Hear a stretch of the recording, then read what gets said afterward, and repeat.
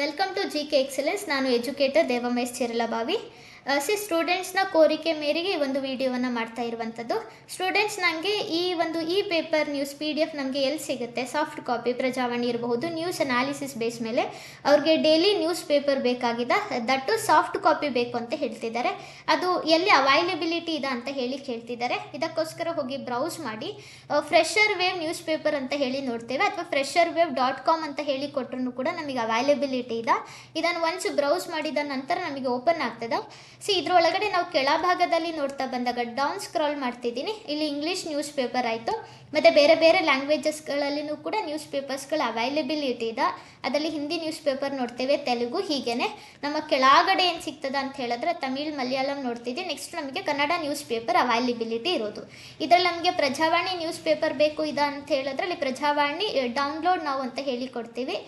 ಇವಾಗ ನಮಗೆ ಯಾವ ನ್ಯೂಸ್ ಪೇಪರ್ ಬೇಕಲ್ಲ ಅದನ್ನು ಹಾಗೆ ಸ್ಕ್ರಾಲ್ ಮಾಡಿ ಓಪನ್ ಮಾಡಿನೂ ಕೂಡ ನೋಡಬಹುದು. ಕೆಳಗಡೆ ಡೌನ್ ಸ್ಕ್ರಾಲ್ ಮಾಡ್ತಿದ್ದೀನಿ.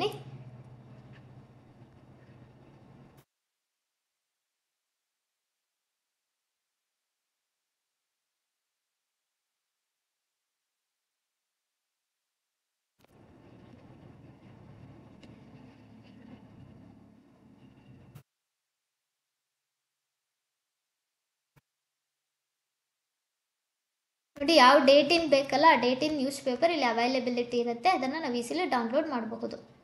29/8/2025. ಇದು ನಮ್ಮ ಕೋರ್ ಸಬ್ಜೆಕ್ಟ್ಗೆ ಕರೆಂಟ್ ನ್ಯೂಸ್ ಅನಾಲಿಸಿಸ್ ಬೇಸ್ ಮೇಲೆ ಯಾವ ಪಾಯಿಂಟ್ಸ್ಗಳು ನೀಡಿದಲ್ಲ ಅದನ್ನು ನೋಡಿ ನಾವು ನೋಟ್ಸ್ ಮಾಡಬೇಕಾಗ್ತದೆ. ಆಯಿತಾ?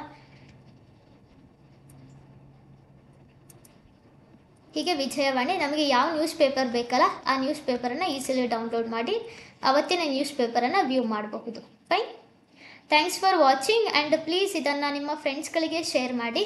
ನಮಗೆ ಡೈಲಿ ನ್ಯೂಸ್ ಪೇಪರ್ ಬೇಕು ಅಂತ ಹೇಳಿದ್ರೆ ಅದನ್ನು ಸಾಫ್ಟ್ ಕಾಪಿನೂ ಕೂಡ ಡೌನ್ಲೋಡ್ ಮಾಡಬಹುದು. ಆ ಡೌನ್ಲೋಡ್ ಮಾಡಬೇಕಂತ ಹೇಳಿದ್ರೆ ಫ್ರೆಷರ್ ವೇವ್ ನ್ಯೂಸ್ ಪೇಪರ್ ಅಂತ ಹೇಳಿ ನೋಡಿದಾಗ ಅಲ್ಲಿ ನಮಗೆ ಇಂಗ್ಲೀಷ್ ನ್ಯೂಸ್ ಪೇಪರು ಕೂಡ ಅವೈಲಬಿಲಿಟಿ ಇದೆ, ಕನ್ನಡ ನ್ಯೂಸ್ ಪೇಪರ್ಸ್ಗಳು ಕೂಡ ಅವೈಲಬಿಲಿಟಿ ಇರುತ್ತೆ. ಅದನ್ನು ಈಸಿಲಿ ಡೌನ್ಲೋಡ್ ಮಾಡಬಹುದು. Thank you guys. In the next ಸೆಷನಲ್ಲಿ ನಾವು ಹೇಗೆ ಬಿಗಿನರ್ಸ್ಗಳು ಈ ಒಂದು ನ್ಯೂಸ್ ಪೇಪರ್ ಅನಾಲಿಸಿಸನ್ನು ತೊಗೋಬೇಕು ಅಂತ ಹೇಳಿ ನಿಮಗೋಸ್ಕರ ವಿಡಿಯೋನ ಶಾರ್ಟ್ಲಿ ಅಪ್ಲೋಡ್ ಮಾಡ್ತೇನೆ. Thank you guys. Bye, take care.